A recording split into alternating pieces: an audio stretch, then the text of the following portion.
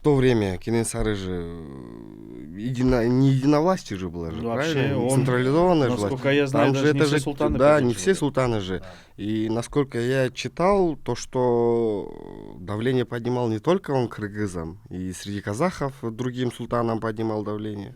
Он, получается, приходится внуком Аблай-хану.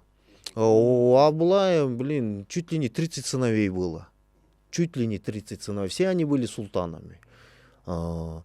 И он был, Кенесары, получается, сыном Касыма султана, получается. И многие султаны, сыновья Аблая, даже сам Аблай, с Российской империей, он договор подписал.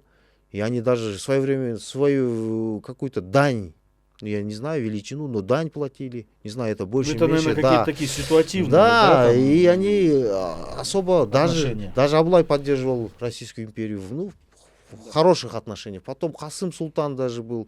И вот ихний только Кенесары, но это тоже можно сказать, он хотел независимое свое казахское ханство определить, наверное.